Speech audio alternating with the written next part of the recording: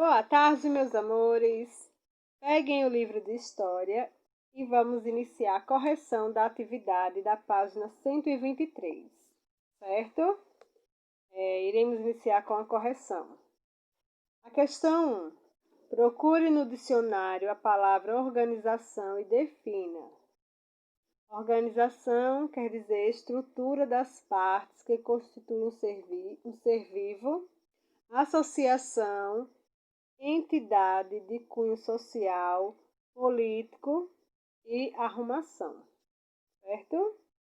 Quem fez dessa forma ou parecido, tudo bem. Questão 2. Escreva a resposta a cada uma das perguntas a seguir. Para que servem as formas de organização? Em geral, as formas de organização servem para as pessoas conseguirem atingir um objetivo comum, ou seja, algo que interessa a todas elas. Letra B. Quais são as diversas formas de organização que existem? São elas social, econômica e política. Quais são as formas de organização que você conhece? Resposta pessoal. Letra D. Você participa de alguma forma de organização? Também é pessoal. Questão 3. Marque com um X as formas de organização que você já viu na sua cidade. Também é pessoal. Tá? Comitês eleitorais, vocês conhecem? Grupos de apoio, partidos políticos, lojas, aí vocês vão marcar um X aí, certo? Nas quais vocês já viram na cidade. Sindicatos, empresas, zonas eleitorais, associações de moradores, certo? Quarta questão. Diferencie Estado e nação. Estado é uma organização política que exerce sua autoridade sobre um território concreto. Nação é um agrupamento humano, em geral numeroso, cujos membros são ligados por laços históricos, culturais, econômicos e linguísticos. Essa é a diferença entre Estado e nação, certo? Questão 5. Explique a importância do Estado. O Estado surgiu para organizar a vida social. Questão 6. Na sua opinião, existiram ou existem sociedades que não têm Estado? Justifique a resposta. Então, a resposta pessoal também, certo? Questão 7. Diferencie os três poderes. Executivo. É responsável por administrar o interesse do povo e garantir meios para atendê-los. Legislativo. É por ele que as leis são elaboradas ou alteradas. Judiciário. É responsável por julgar e avaliar as leis e os crimes. Questão 8. Pesquise qual é o nome do atual e do primeiro presidente da República. Primeiro presidente do Brasil, Marechal Deodoro da Fonseca. Atual presidente do Brasil, Jair Bolsonaro, O nosso atual presidente. Questão 9. Quais são os três poderes existentes no Brasil? Legislativo, executivo e judiciário. Décima questão. Marque a alternativa correta. O poder executivo está representado pela Câmara e pelo Senado. Não. O poder legislativo é representado pelos tribunais de justiça. Também não. O STF conta com 11 ministros apontados pelo presidente da República. Correta. 11ª questão. Pesquise e liste abaixo algumas nações que não têm um território autônomo, que não possuem Estado. Curda, Palestina, Tibete e Basca, certo? 12ª questão, leia e responda. Antes de as pequenas aldeias virarem grandes cidades, tinha um papel fundamental nas comunidades. Em vários povos antigos, conselhos de seus chefes mais influentes decidiam os caminhos que a vida na aldeia tomaria. Este texto faz alusão a troca, moeda, família ou escrita? Família. 13ª questão. Identifique o primeiro centralizador do poder local e pinte-o. Então, o primeiro é o primeiro aqui, tá? Vocês vão pintar. Certo? 14ª.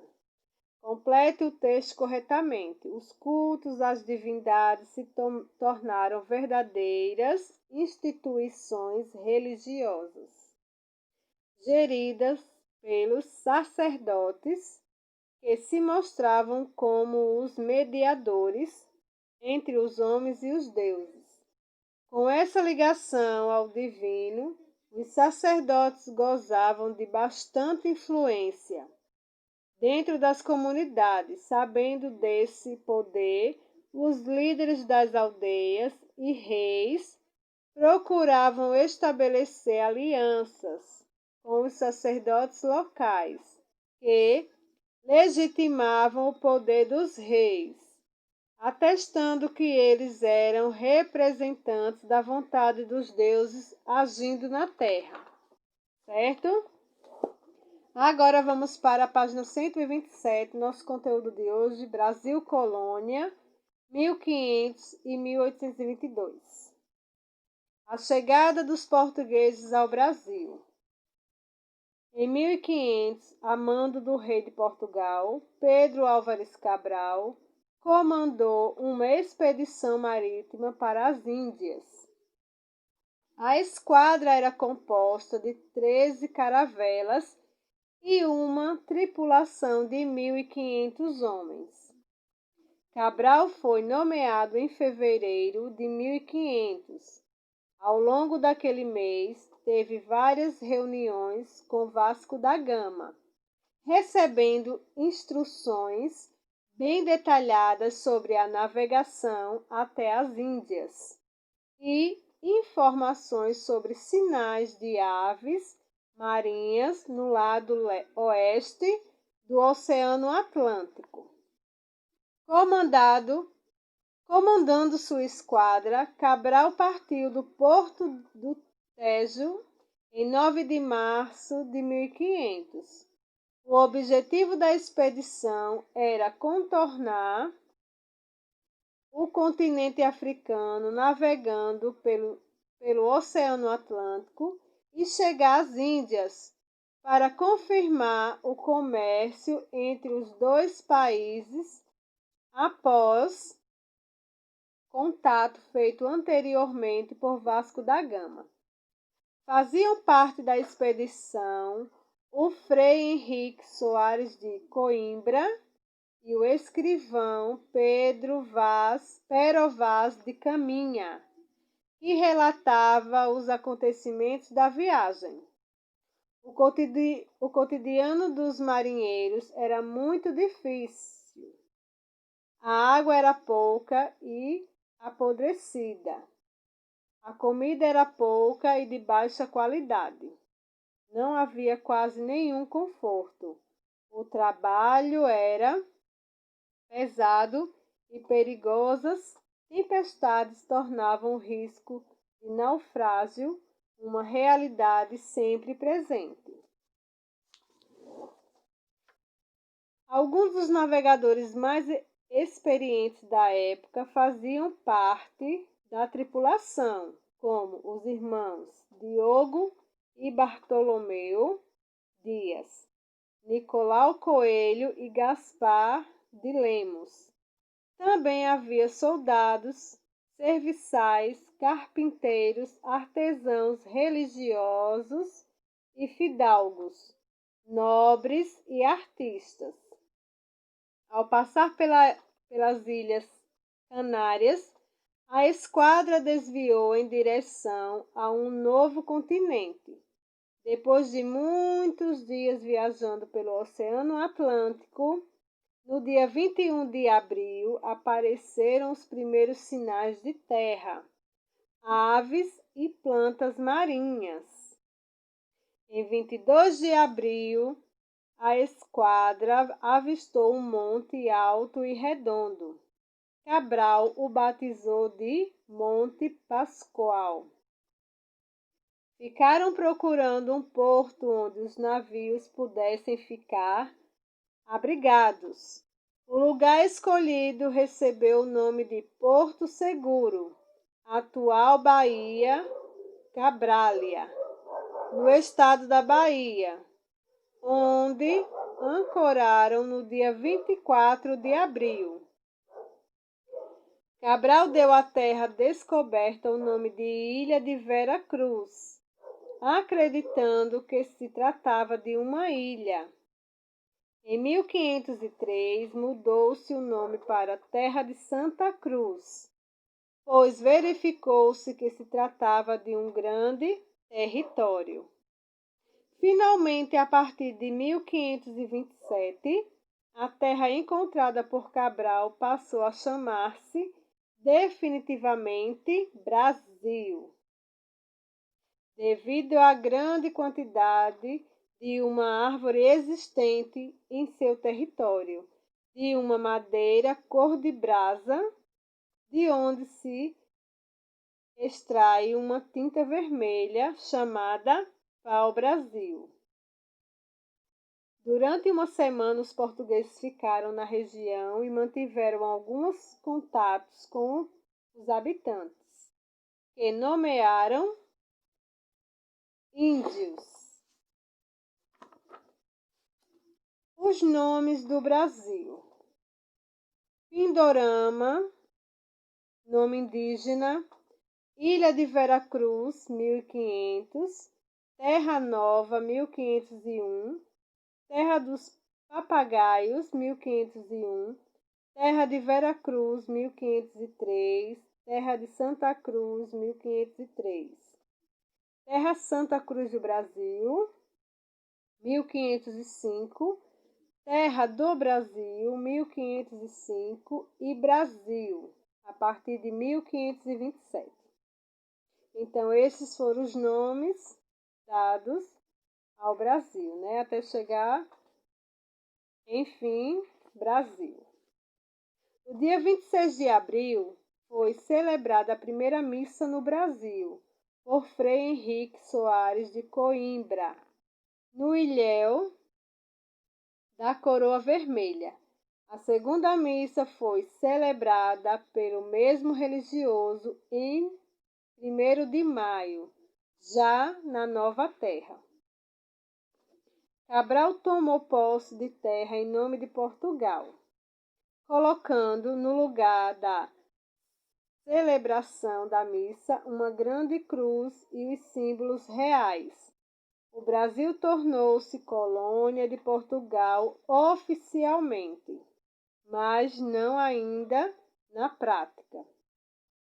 No dia seguinte, 2 de maio, a esquadra retomou o caminho das Índias e Gaspar de Lemos regressou a Portugal, levando a carta de Caminha, na qual este registrava os detalhes da grande descoberta.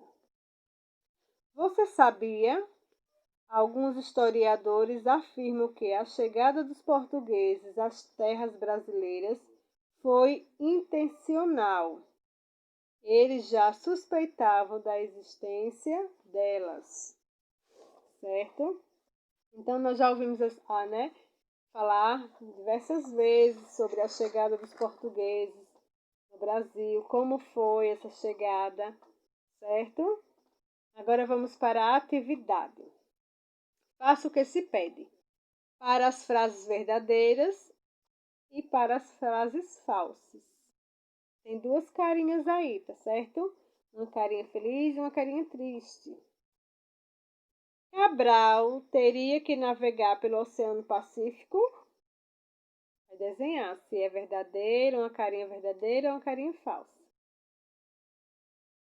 Cabral saiu da Espanha para as Índias.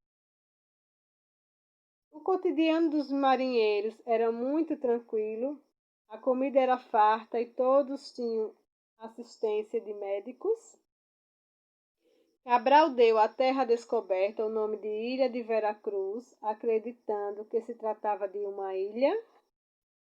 Questão 2. Complete os quadros abaixo com os nomes dados ao Brasil, seguindo a sequência de acordo com as datas. Primeiro, antes de Cabral. Segundo, 1500. Terceiro, 1501. Quarto, 1501. Quinto, 1503. Sexto, 1503. Sétimo, 1505. Oitavo, 1505. Nono, a partir de 1527. Aí vai colocando os nomes aí conforme as datas, certo? Questão 3. Complete os quadrinhos com as vogais e descubra o nome das pessoas que faziam parte da expedição de Pedro Álvares Cabral e que relatavam os acontecimentos na viagem. Então, tá faltando aí algumas vogais. Vocês irão completar, tá certo? Quarta questão. De acordo com o que foi estudado, responda: quem sou eu? Sou o primeiro comandante português que chegou ao Brasil. Letra B. Sou o frei que celebrou a primeira missa no Brasil. Letra C. Éramos os tripulantes mais experientes da expedição de Pedro Álvares Cabral. Letra D. Éramos as demais pessoas que faziam parte da esquadra de Pedro Álvares Cabral. Vou colocar os nomes, certo? Dessas pessoas. Quinta questão. Ligue a data correta ao acontecimento. 21 de abril de 1500, 22 de abril de 1500, 24 de abril de 1500, 26 de abril de 1500, 2 de maio de 1500. Então, vocês vão ligar aí a data correta ao acontecimento, certo? Questão 6. Resolva a cruzadinha respondendo as perguntas. Qual foi o nome dado aos habitantes da Nova Terra? Qual foi o nome dado ao monte alto e redondo que a esquadra avistou? Letra C. Que nome Cabral deu à Nova Terra? Letra D. Qual foi o lugar escolhido para ancorar as caravelas? Letra E. Qual é o nome da árvore de que se extrai uma tinta vermelha? Certo? Então, vocês vão copiar aí as respostas de acordo com as perguntas aqui, ok? Qualquer dúvida, podem falar com a tia, volta no texto, ler novamente, certo? Aí, não terminou, vamos para a matéria de arte. Peguem o livro de arte e abram na página 75, onde tem a matéria literária, certo? Página 75 do livro de arte. A matéria literária. A matéria literária, que é a invenção transformada em palavras, é algo importantíssimo nas obras literárias. É fundamental que os textos abordem temas permanentes da condição humana: vida, amor, traição, fé, enfim, tudo que é recorrente e que esteve presente ao longo de toda a existência humana. Muitos artistas pintam quadros, outros fazem esculturas, retratam paisagens e outros escrevem. O escritor faz uso das palavras de maneira diferenciada, estimulando a emoção, a fantasia. A literatura é uma das formas de manifestação artística, certo? Então, a matéria literária, né, que é a invenção transformada em palavras, né? É algo importantíssimo nas obras literárias. A atividade, agora é com você. Escreva um texto literário a partir da imaginação, da imagem apresentada. Questão 2. Invente uma história utilizando as palavras indicadas: amor, medo, confiança, lealdade, honra, vergonha. 3. Pesquise uma imagem e crie um texto literário dramático a partir dela. Questão 4. Escreva sobre o texto literário de que você mais gosta. Qual é o nome do texto? Que tema esse texto aborda? O que você acha interessante na invenção desse texto? Que imagem pode representar esse texto? Certo? Observe a capa de um clássico da literatura infantil e escreva um pequeno resumo sobre o que você sabe da história. Ou, se não a conhecer, pesquise e escreva abaixo sobre a história da Rapunzel, certo? Questão 6. Nesta atividade, você deverá responder de acordo com uma situação vivenciada por você ou alguém do seu convívio. O que aconteceu, com quem aconteceu, onde aconteceu, quando aconteceu, como aconteceu e por que aconteceu. E a questão 7 agora. Escreva um texto literário a partir das respostas apresentadas em cada item. Depois, socialize com os demais, certo? Então, todas as perguntas até a questão 7, todas as perguntas são pessoais, certo? Leiam direitinho a pergunta para que vocês possam entender e conseguirem responder. Qualquer dúvida, podem falar com a tia, tá certo? Beijos e tchau!